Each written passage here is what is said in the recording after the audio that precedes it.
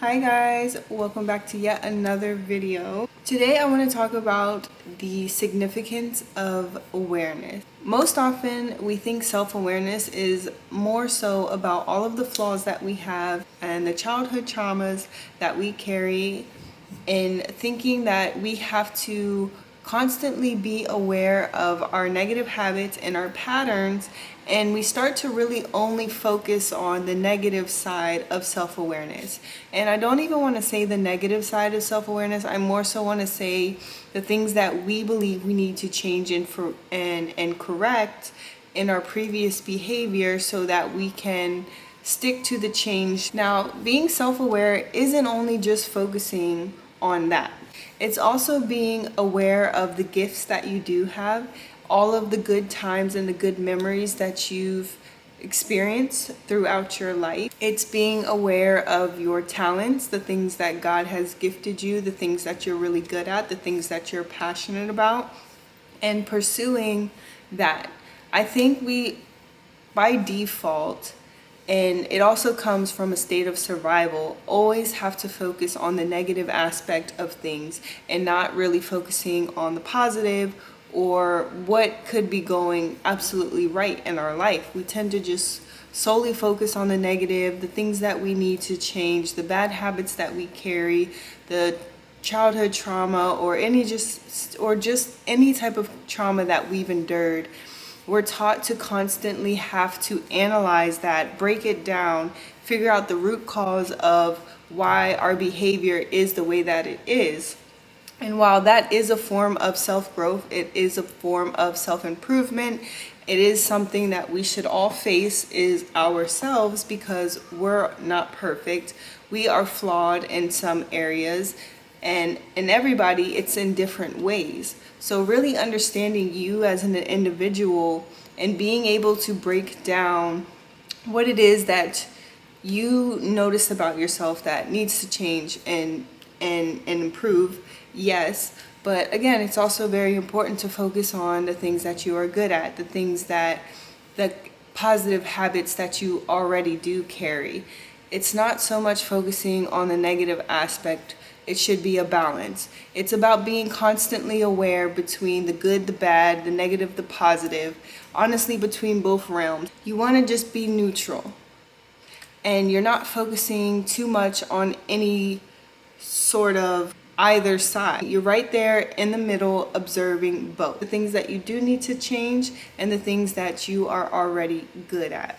Being self-aware is all about being present and understanding your current experience and what is happening to you in the present, in the now. And a good way to start practicing the self-awareness is observe yourself, observe your behavior, absorb feedback and constructive criticism, because criticism isn't always bad criticism. Sometimes you need to hear some things about yourself that may be going over your head or that you are not really aware of, because not everybody is trying to sabotage you. There are people out there that are trying to help you who may be at more of an advanced stage in their life of understanding and can see possibly some things that they've maybe already went through within themselves, reflecting it onto you, just so you can understand that we're not as perfect as we think we are.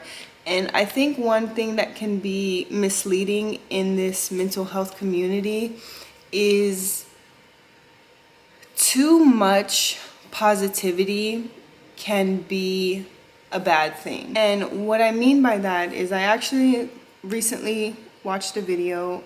She is a therapist, and she stated that if we are, and this is why I kind of want to go back to my previous videos about when I talk about your environment for one. If you feel like you need to flee an environment, then you are not truly changing.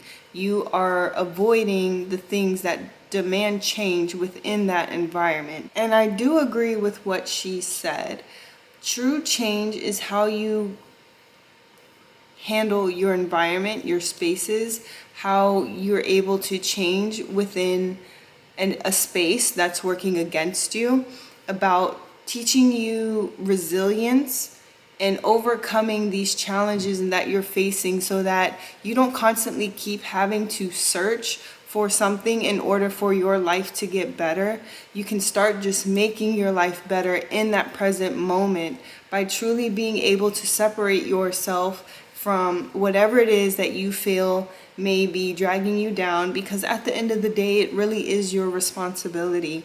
It's your responsibility to overcome these challenges that you're faced with, that you're struggling with for your own growth.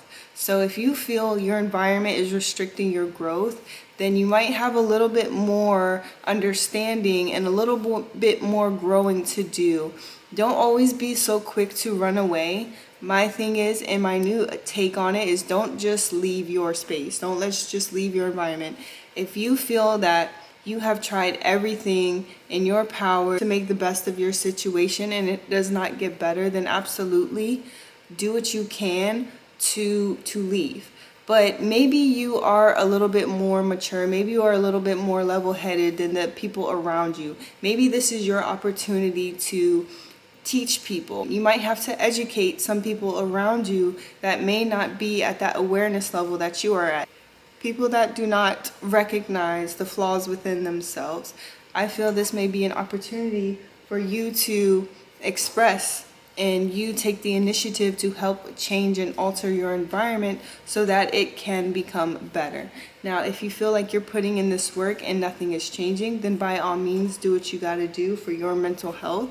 But I do think that just because somebody disagrees with us, just because somebody doesn't believe in us, just because something may not go the way that we want it to, you can't expect everybody to cheer you on. You can't expect everybody to be your supporter. You have to do it all for you. And then, of course, when you start to gain that momentum and you start to gain traction in your journey, in your path, and starting to see, the success, that's when they will come around. And I think it's just, again, important to be mindful of how people are treating you during this time. Just know that a lot of people aren't going to believe it until they see it. So you have to believe in yourself. You can't look for any external validation, because that is going to hinder the growth within yourself. That's going to have you mistrust yourself, because you're then looking for the validation of everybody else to support you when you're feeling motivated, to support you on the days that you're not feeling the best. This is you versus you, and you have to know yourself. So that's why it's important to rekindle, rebuild, love yourself, rebuild that relationship with yourself, so that you can be in this state of understanding and being able to move through life much easier.